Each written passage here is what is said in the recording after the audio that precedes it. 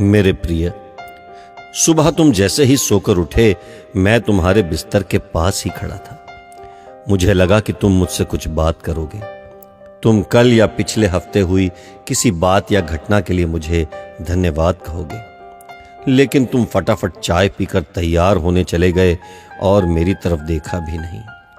फिर मैंने सोचा कि तुम नहा के मुझे याद करोगे, पर तुम इस उधेड़बुन में लग गए कि आज तुम्हें कौन से कपड़े पहनने हैं। फिर जब तुमने ऑफिस जाने के लिए ट्रेन पकड़ी तो मैं समझा कि इस खाली समय का उपयोग तुम मुझसे बातचीत करने में करोगे, पर तुमने थोड़ी देर पेपर पढ़ा और फिर खेलने लग गए अपने मोबाइल से, और मैं खड़ा का खड़ा ही रह गया।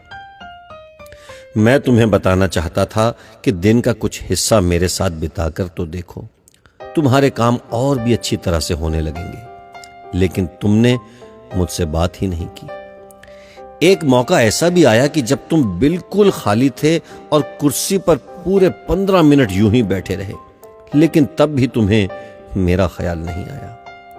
दोपहर के खाने के वक्त जब तुम इधर उधर देख रहे थे तो भी मुझे लगा कि खाना खाने से पहले तुम एक पल के लिए मेरे बारे में सोचोगे, लेकिन यह भी नहीं हुआ। दिन का अब भी काफी समय बचा था। मुझे लगा कि शायद इस बचे समय में हमारी कुछ बातचीत हो जाएगी, लेकिन घर पहुंचने के बाद तुम रोजमर्रा के कामों में व्यस्त हो गए, और जब वो काम निबट गए तो तुमने टीवी खोल लिया और घंटों तक टीवी देखते रहे। देर रात थक कर तुम बिस्तर पर सो गए।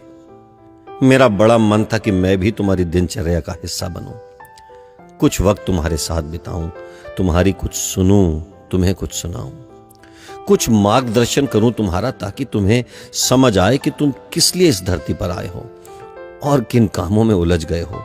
लेकिन तुम्हें समय ही नहीं मिला और मैं मन मार कर ही रह गया। मैं तुमसे बहुत प्यार करता हूं, हर रोज इस बात का इंतजार करता हूं कि तुम मेरा ध्यान करोगे और अपनी छोटी छोटी खुशियों के लिए मेरा शुक्रिया करोगे। पर तुम तभी आते हो जब तुम्हें कुछ चाहिए होता है। तुम जल्दी में आते हो और अपनी मांगे मेरे आगे रखकर चले जाते हो। और मजे की बात तो यह है कि इस प्रक्रिया में तुम मेरी तरफ देखते भी नहीं। खैर, कोई बात नहीं, हो सकता है कल तुम्हें मेरी याद आ जाए।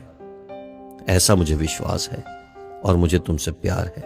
आखिरकार मेरा दूसरा नाम प्यार ही तो है। तुम्हारा यीशु मसीह।